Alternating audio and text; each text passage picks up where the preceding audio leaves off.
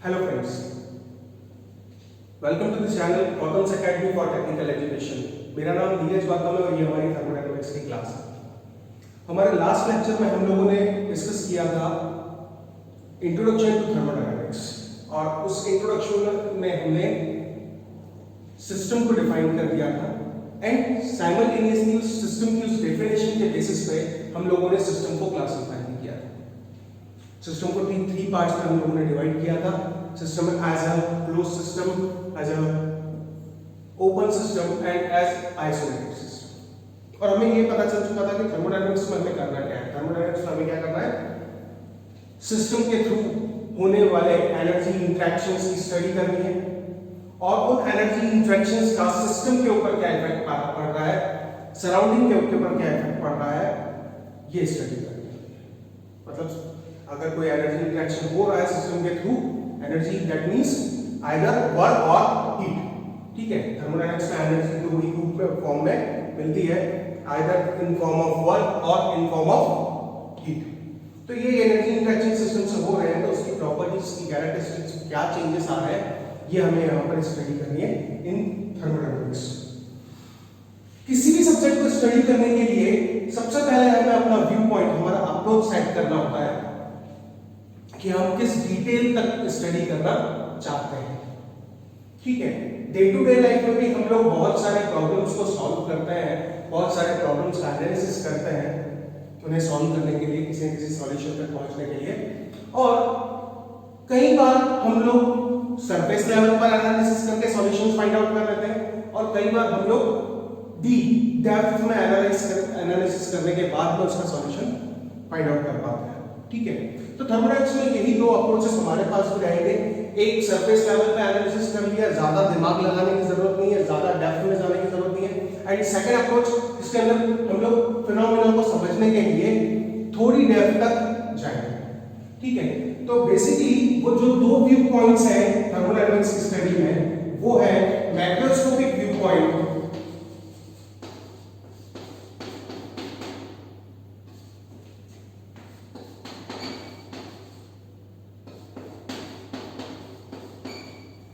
and second one is microscopic viewpoint.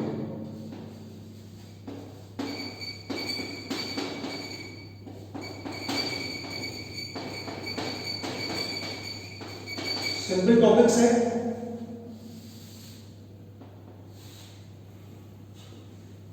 Macroscopic view point और approach, Hindi में बोल सकते हैं नजरिया, हमारे देखने का नजरिया।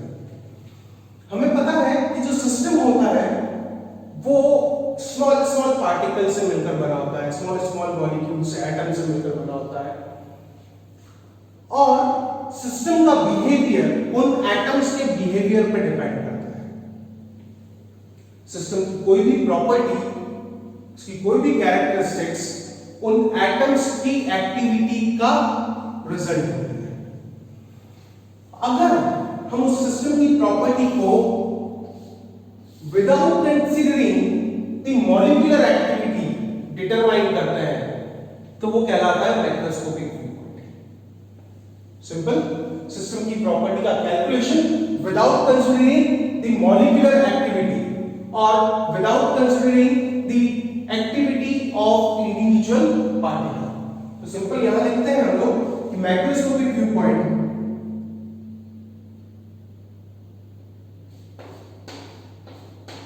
determination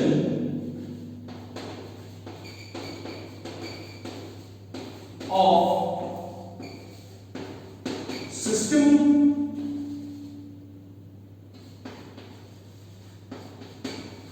properties without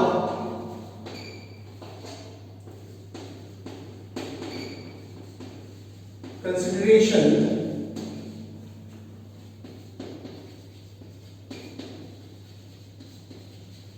of molecular activity।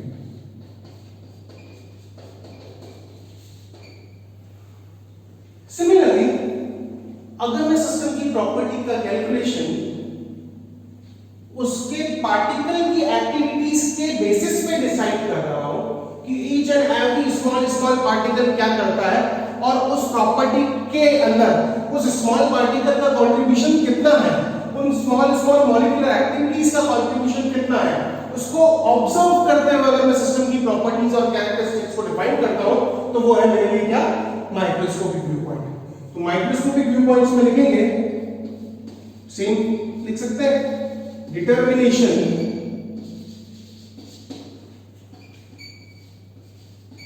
of system properties with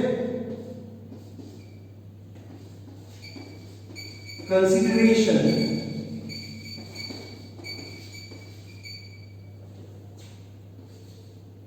of activity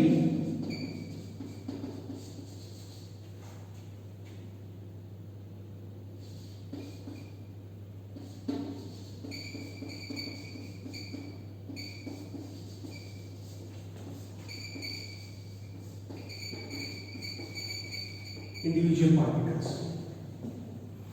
Determination of system properties without consideration of molecular activity. Molecular activity से कोई लेना देना नहीं, डायरेक्टली सिस्टम की प्रॉपर्टी को डिफाइन करेंगे, डिटरमाइन करेंगे। यहां पर determination of system properties with consideration of activity of individual particle. एक एक पार्टिकल क्या करता है उसको देखकर मैं सिस्टम की ओवरऑल प्रॉपर्टी को डिसाइड करूंगा। ठीक है, बेसिकली अगर देखा जाए कि ये जो व्यू पॉइंट है इनको समझने के लिए एक एनालॉजी लेते हैं कि अगर कोई सिस्टम है, लेट कंसीडर अ कंटेनर, इस कंटेनर में कोई गैस है, इसका मास है m kg गैस। अब उस गैस की प्रॉपर्टीज आपको डिफाइन करनी है। सबसे पहले क्या प्रॉपर्टीज, क्या वॉल्यूम, मास को आपने मेरी मशीन पर रखा, कंटेनर का मास पहले से कैलकुलेट कर लिया था, गैस फिल किया, उसके बाद कंटेनर का मास फिर से लिया, initial mass of container empty container और finally mass of container with gas. ठीक है, mass of container with gas यानी final reading minus initial reading करूंगा तो मुझे mass of gas in container मिल जाएगा। ठीक है, सेकंड चीज एक असम्पशन लेते हैं कि गैस जो है, गैस की कोई फ्री लिक्विड सरफेस नहीं होती, तो गैस सेम वॉल्यूम ऑक्यूपाई करेगी जो इस कंटेनर के इंटरनली अवेलेबल है। ठीक है, तो volume of gas is equals to volume of container, volume of gas is equals to volume of container. इस असम्पशन के साथ में मैं गैस के वॉल्यूम को डिफाइन कर सकता हूं। ठीक है, किसी भी कंटेनर की इंटरनल वॉल्यूम पता कर लो, अगर ये सिलेंड्रिकल कंटेनर है तो सिलेंडर का इनर वॉल्यूम क्या होता है, π/4 d² * h या πr²h। ठीक है, density of gas is equals to mass of gas divided by volume of gas। ठीक है, टेम्परेचर मेजर करना है आपको, टेम्परेचर मेजर करने के लिए आपने किसी भी पॉइंट पर एक थर्मोमीटर लगा दिया, दिस इज योर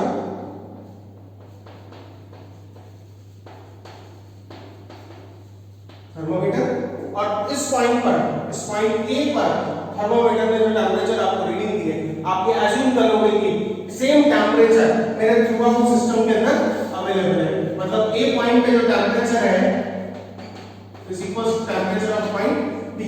सिस्टम के अंदर टेम्परेचर का कोई खास वेरिएशन नहीं है। जैसे इस रूम के टेम्परेचर को डिफाइन करने की बात आती है तो अगर मैं जिस जगह पे खड़ा हूं उस जगह का थर्मोमीटर जो रीडिंग देगा वही अप्रोक्सीमेट सेम रीडिंग आपको उस नेक्स्ट डायगोनली अपोजिट कॉर्नर के ऊपर भी मिलेगी।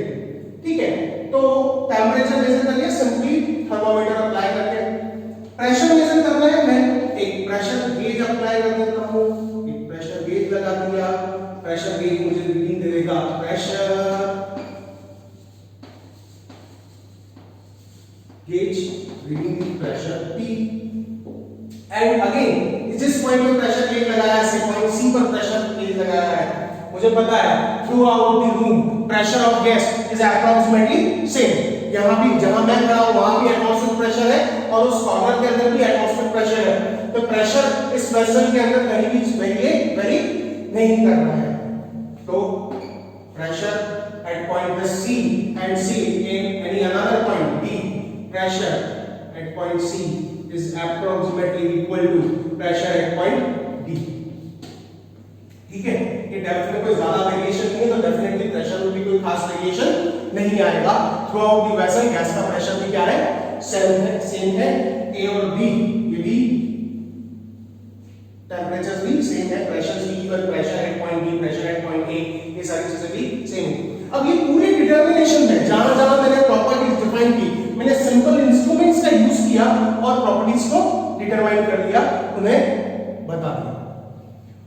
बट मैंने इस पूरे एनालिसिस में मैंने कहीं भी ये डिस्कशन नहीं किया कि फला पार्टिकल इस तरीके से मूव कर रहा था तो प्रेशर इतना आ रहा है, फला पार्टिकल के एनर्जी कंटेंट कितना था, उसका टेम्परेचर इतना आ रहा है। टेम्परेचर बेसिकली पार्टिकल्स की एक्टिविटी और उनकी एनर्जी से रिलेटेड होता है।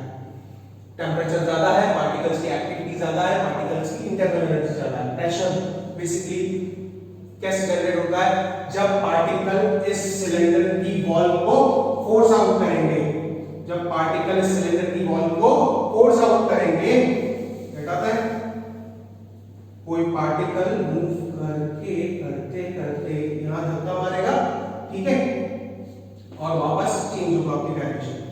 ठीक है, हमको पता है गैस के जो पार्टिकल्स होते हैं वो रैंडम मूवमेंट करते हैं, और इन रैंडम मोशन के ड्यूरेशन में वो सिलेंडर की वॉल के ऊपर जितना फोर्स एक्सर्ट करेंगे, that force per unit surface area of cylinder wall is called as pressure. Pressure हम जानते हैं क्या होता है, फोर्स पर यूनिट एरिया होता है।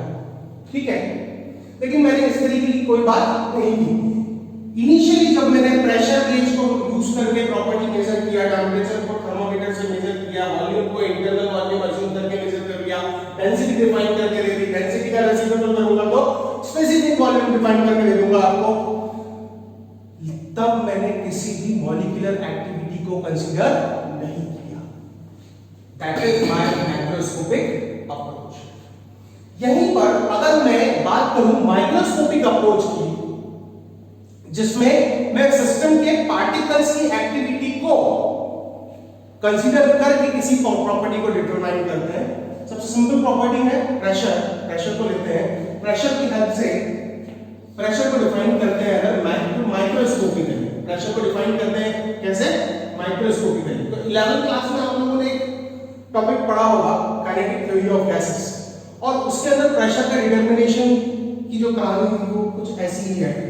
क्या करते थे वहां पे कि गैस का एक पार्टिकल या सिर्फ particle 1 of gas, same container, ठीक है, इस कंटेनर में जो गैस है उसका पार्टिकल 1, आप कुछ भी नाम दे सकते हो, A B C D E F G H 1 2 3 4 5 6 7 8, Ram Shyam Ganesh Mahesh Suresh, कोई भी नाम हो सकता है इसका। ये पार्टिकल लेट मूव कर रहा है इस बॉल की तरफ विद अ वेलोसिटी v1। ये पार्टिकल इसके ऊपर स्ट्राइक करेगा, स्ट्राइक करने के बाद रीबाउंड होता है सेम वेलोसिटी v1। ठीक है, तो बचपन की बात बता रहा हूं कि पार्टिकल 1 का मास से m, capital M1 molecular weight, capital M1, और ये पार्टिकल जो है मूव करके इस बॉल तक आएगा। ठीक है, तो प्रेशर कैसे कैलकुलेट करते हो, pressure exerted by particle 1, pressure exerted by particle 1। देखो यहां पर हमने किसी भी पार्टिकल को नाम नहीं दिया, देने की जरूरत नहीं पड़ेगी, और किसी भी पार्टिकल के थ्रू इंडिविजुअल प्रेशर को कैलकुलेट करने की जरूरत नहीं पड़ेगी। लेकिन यहां पर जब मैं माइक्रोस्कोपिकली प्रेशर को डिफाइन करने जा रहा हूं, तब मुझे definitely each and every particle की एक्टिविटी को देखना पड़ेगा। मैं वो बताना चाहता हूं, pressure P1 is equals to force exerted by particle 1 divided by area of this ball। इस बॉल का जो एरिया है, say A is the area of this ball। F1 is the force exerted by particle। force क्या होता है, force is the rate of change of momentum। force is the rate of change of momentum, and force is the rate of change of momentum, mass momentum, that is mass m1, और change in momentum that means mass तो change नहीं होगा टकराने के बाद, मास यहाँ पे क्या ले रहा है, कैपिटल लेवल। मास तो चेंज नहीं होगा, पार्टिकल स्ट्राइक करने से पहले वेलोसिटी v1, स्ट्राइक करने के बाद की velocity again v1। Elastic collision assume करते हैं पार्टिकल प्लस बॉल के बीच में, तो जो रिबाउंड की वेलोसिटी है वो वही होगी जिससे पार्टिकल स्ट्राइक किया था। v1 initial velocity, v1 rebound करने के बाद में वेलोसिटी की जो डायरेक्शन है वो चेंज हो गई है, तो डेफिनेटली मुझे डायरेक्शन का ध्यान रखना पड़ेगा। अगर जाने वाली वेलोसिटी v1 थी तो आने वाली वेलोसिटी उसके अपोजिट डायरेक्शन में, दैट इज माइनस v1। और इसका रेट, तो time taken for this collision, इस कोलिजन में कितना टाइम लगा है वो डिवाइडेड बाय टाइम, ठीक है।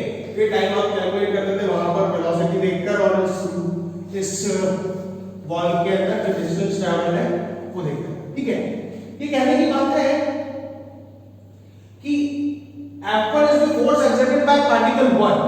सिमिलरली कोई दूसरा पार्टिकल, राम हो गया, अब महेश की बारी से पार्टिकल 2 भी कुछ फोर्स लगाएगा।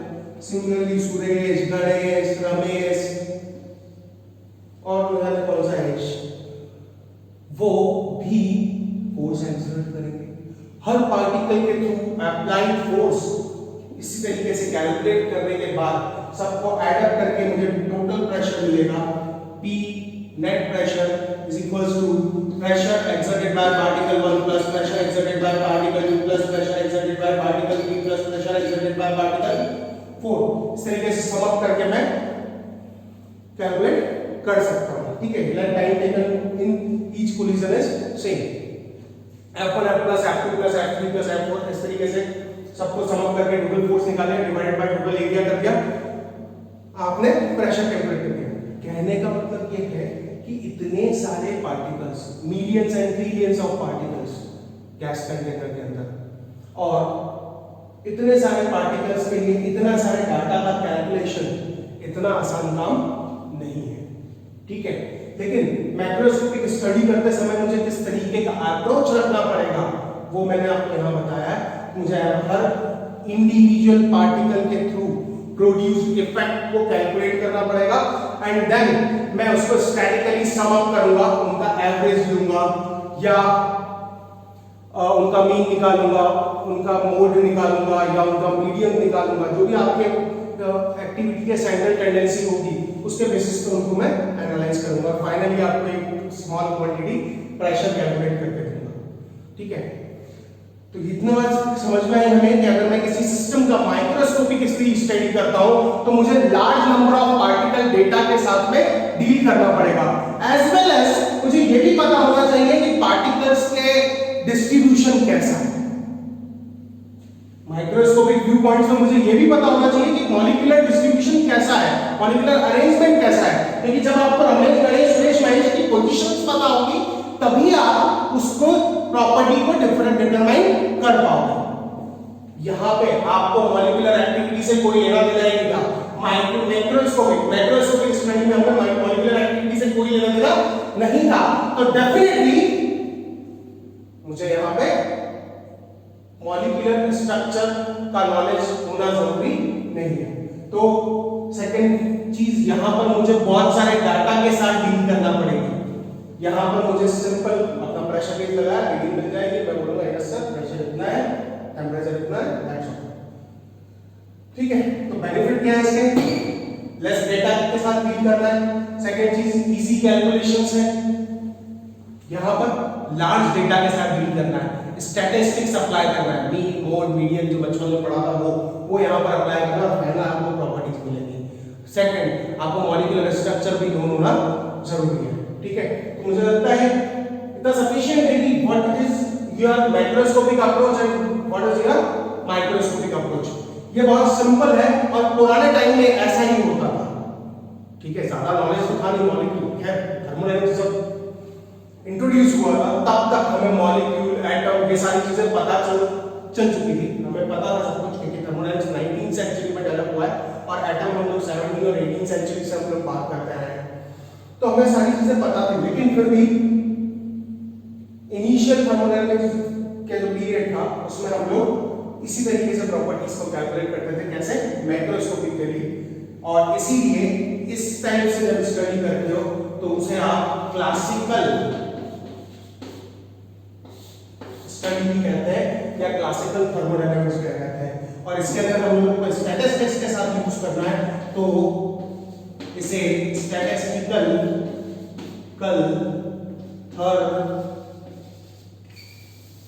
लिख रहा हूं, स्टैटिस्टिकल थर्मोडायनामिक्स कहते हैं। ये classical and this one is statistical thermodynamics. ठीक है, तो इस पर्टिकुलर वीडियो में हम लोगों ने ये देखा कि हम लोग किस अप्रोच के साथ डील करेंगे। मोस्ट ऑफ टाइम हम लोग मैक्रोस्कोपिक अप्रोच को फॉलो करते हैं, लेकिन कई बार छोटी छोटी चीजों को समझने के लिए, उनकी अंडरस्टैंडिंग के लिए हम माइक्रोस्कोपिक अप्रोच का यूज करते हैं। इसे प्रेशर के सिग्निफिकेंस को समझने के लिए ये बताना जरूरी है, बट प्रेशर के डिटरमिनेशन के लिए जब मैं बड़े सिस्टम का एनालिसिस कर रहा हूं तो डिटरमिनेशन के लिए मुझे वो नोटेशन करने की जरूरत नहीं है। डिटरमिनेशन के लिए मैं डायरेक्टली प्रेशर पे अप्लाई करूंगा और उसको फाइंड आउट कर दूंगा। ठीक है, अप्रोच मैक्रोस्कोपिक होगा। कुछ फिनोमेना को अंडरस्टैंडिंग के लिए हम लोग माइक्रोस्कोपिक अप्रोच का यूज करते हैं। ठीक है, इस वीडियो में यही, और नेक्स्ट वीडियो में हम लोग देखेंगे एक नया कंसेप्ट जो कि इस माइक्रोस्कोपिक अप्रोच को ही फॉलो करता है, जिसे कहते हैं हम लोग concept of critical. Thank you.